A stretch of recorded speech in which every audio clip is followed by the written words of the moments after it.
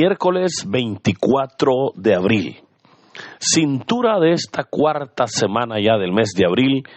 Y hermanos, es una bendición una vez más el poder compartir el mensaje de la bendita palabra de Dios.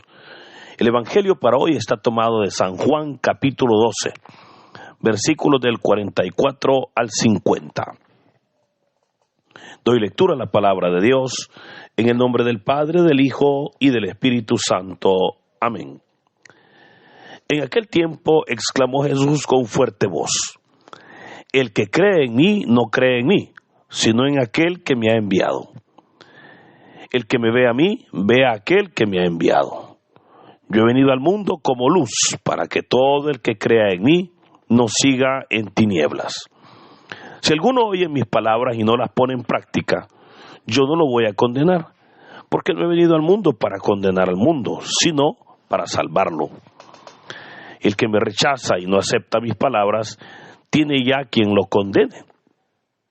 Las palabras que yo he hablado lo condenarán en el último día, porque yo no he hablado por mi cuenta, sino que mi Padre que me envió me ha mandado lo que tengo que decir y hablar. Y yo sé que su mandamiento es vida eterna.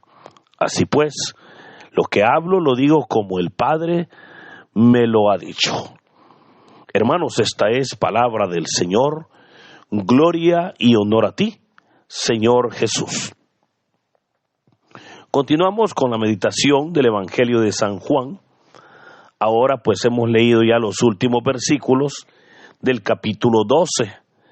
Y este texto, fíjese que es clave en el Evangelio de San Juan, porque con estos versículos, de acuerdo al Evangelio de Juan, el Señor Jesús termina su ministerio público.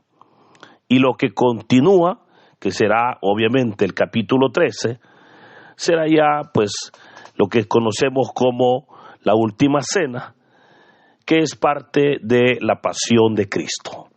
O sea, estos versículos fueron entonces las últimas enseñanzas que el Señor Jesús les dio a aquellos judíos, aquellos fariseos, escribas que le seguían.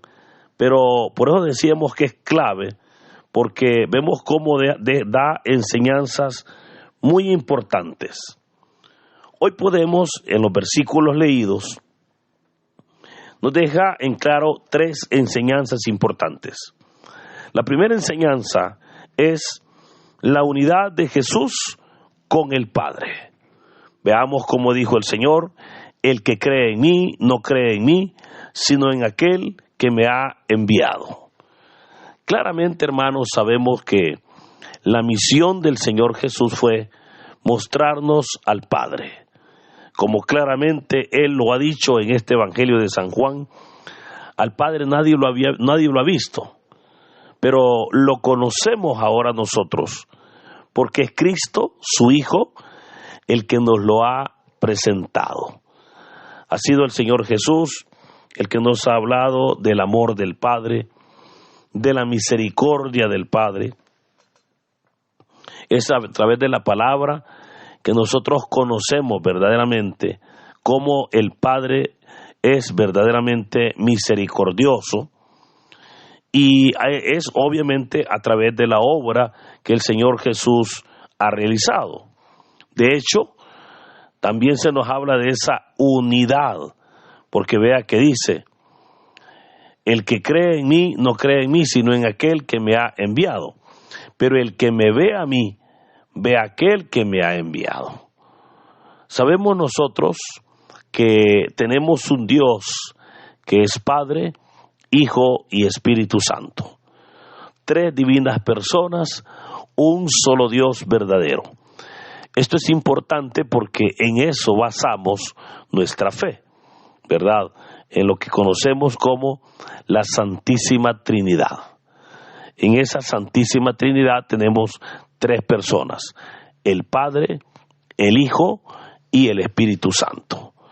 Ahora, la Biblia se encarga en describirnos a cada uno de ellos, ¿verdad? Como el Espíritu Santo, por ejemplo, es el que nos convence de pecado.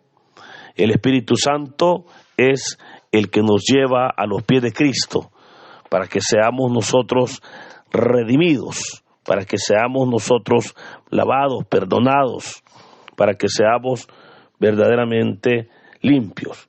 Pero es Cristo entonces el que nos redime, es Cristo el que nos salva, es Cristo el que nos perdona.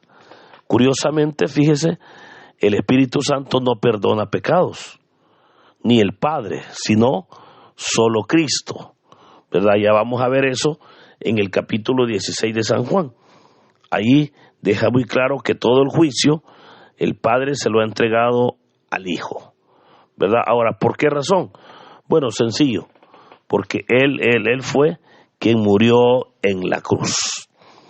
Pero, decíamos, a pesar que son tres personas distintas, es un solo Dios verdadero, y a pesar de que cada uno, por ejemplo, el Espíritu Santo, decíamos, nos lleva a Cristo, Cristo nos lava, nos perdona, nos limpia, nos redime, Cristo luego nos lleva al Padre, para que el Padre, lo primero que hace es recibirnos como sus hijos, ¿verdad? Y ahí es donde el Padre obviamente nos bendice, y luego el Padre nos va a enviar a ser testigos del amor de Dios.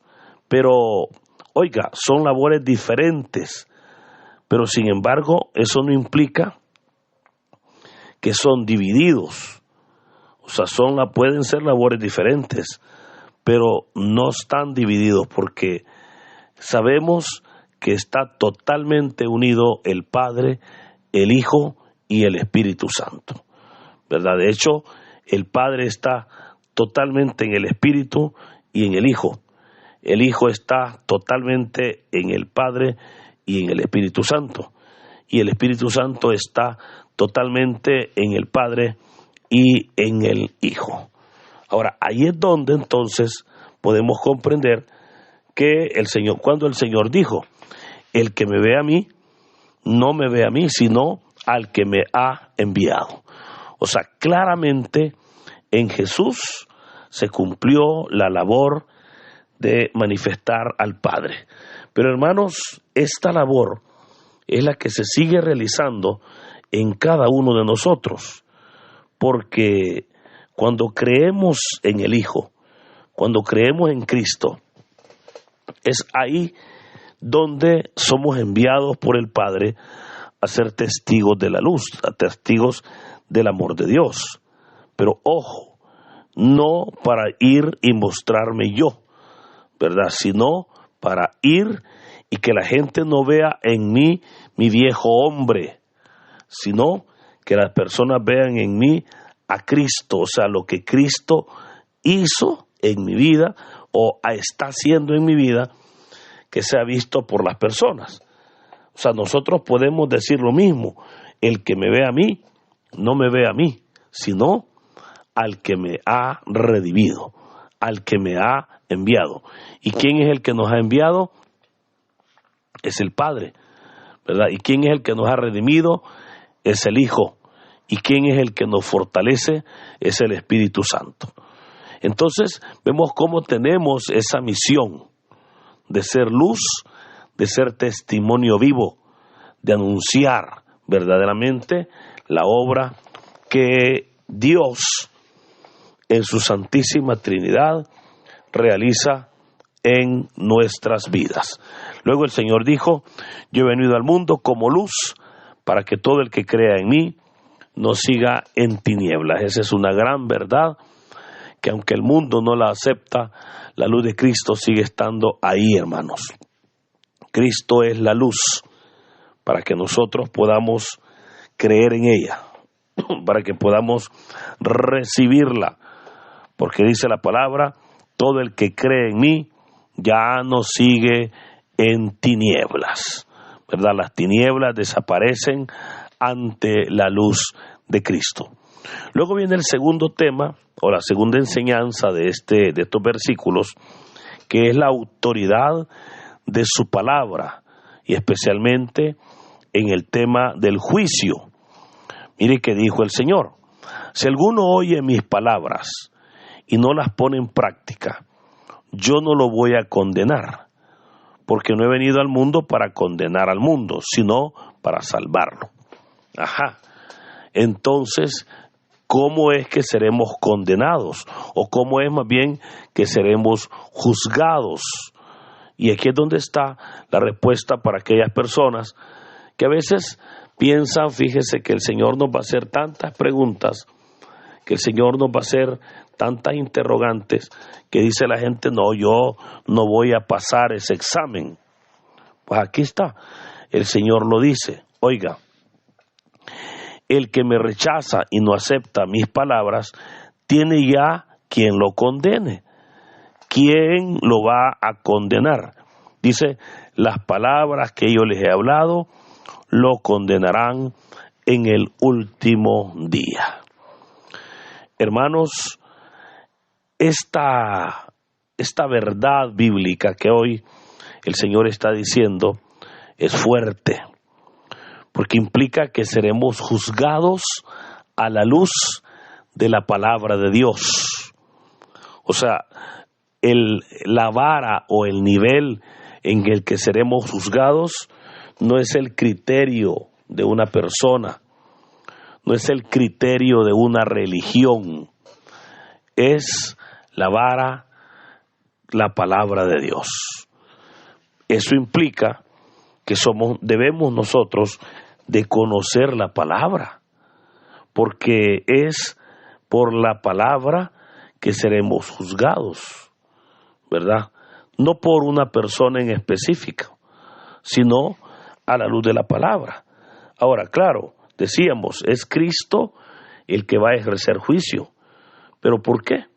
Porque no va a ser el Señor el que va a decir simplemente, no te conozco, ¿verdad? Como ya Él lo ha dicho en algunas parábolas, apártate de mí que no te conozco. No, no será por un capricho personal, sino ¿por qué razón?